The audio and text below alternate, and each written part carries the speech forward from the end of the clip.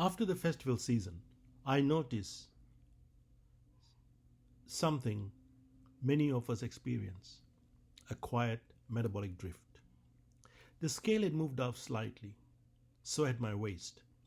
Instead of panicking or trying an extreme approach, I decided to return to the fundamentals we teach: structured eating, calming hormone spikes, and consistent lifestyle habits.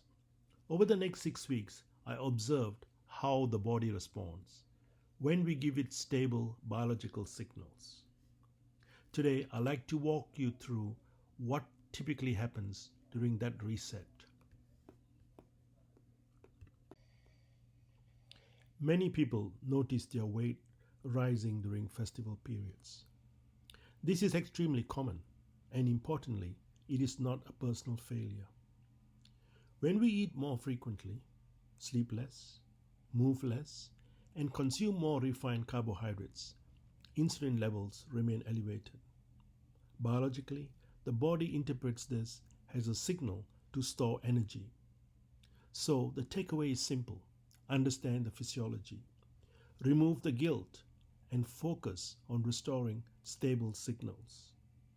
The good news is physiology works both ways. At this point, my goal was not dieting. It was restoring hormonal stability. When hormone spikes occur repeatedly, particularly insulin and stress hormones, the body shifts towards storage rather than fuel use. By calming these signals through structured eating, sleep, movement, and stress regulation, metabolism becomes more predictable and efficient. This is not extreme biology. It is normal physiology. When hormone spikes calm down, metabolism stabilizes. Rather than searching for one dramatic solution, I return to what I often describe as the metabolic jigsaw. Each piece may appear small, but metabolism improves when these pieces align consistently. No single piece is powerful enough alone. Together, they reshape biology. During the first 1 to 2 weeks, the body primarily reduces stored glycogen. Glycogen binds water, so as these stores decline, fluid is released, which explains the early drop on the scale. This phase is encouraging, but it largely reflects water rather than significant fat loss. True metabolic improvement unfolds more gradually. By weeks 2 to 4, the body begins an early metabolic transition. This is sometimes referred to as metabolic switching. But it is important to understand that this is a gradual process, not a sudden change. As insulin levels stabilize, the body gains better access to stored energy. Fat oxidation increases. Appetite signals often become calmer, and many people notice fewer cravings. Energy levels also tend to feel more steady because the body is becoming less dependent on frequent refueling. Over time, the body increasingly relied on internal fuel stores rather than constant dietary input. This stage reflects improving metabolic flexibility, the ability to shift between fuel sources more efficiently.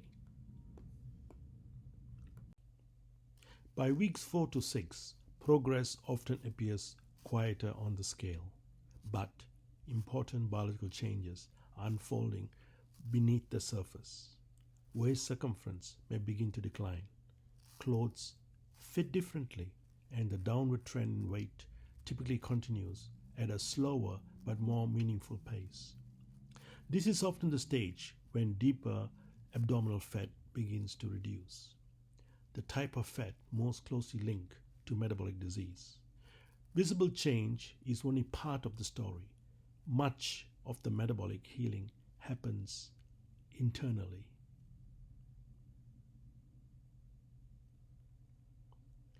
Look at the iceberg.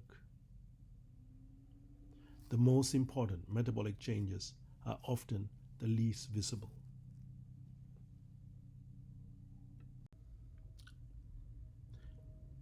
As weeks progressed, I began to realize that real metabolic improvement does not always announce itself dramatically.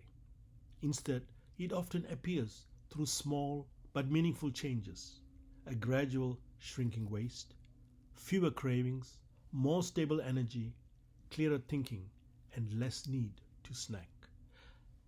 These are signs that the underlying biology is shifting in a healthier direction. What this taught me is that metabolic healing is often subtle before it becomes visible on the outside. As I reflected on this journey, one principle became very clear to me: consistency beats intensity. What mattered was not occasional effort, but what I could repeat day after day. I did not pursue perfection. I focused on habits I could sustain and return to reliably. Because biology responds best to steady, predictable signals. The body does not respond to occasional effort. It responds to repeated signals. Intensity impresses us. Consistency changes biology. Before we conclude, it is important to remember that individual responses differ. Many factors, including age, muscle mass, insulin resistance, sleep, and stress, influence metabolic progress. This is why comparison is rarely helpful. Instead, observe your own biology. Watch your signals. Track your trends. Because ultimately, your biology is not in competition with anyone else. Let that settle.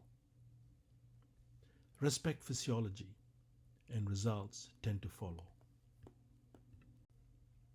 If there's one lesson from this journey, it is this: respect physiology. When hormone spikes stabilize, health signals begin to improve. This is not about intensity. It is about alignment. Aligning the lifestyle jigsaw puzzles and repeating them consistently. Because ultimately, the human body is designed to recover when it is given consistent, intelligent signals. Thank you.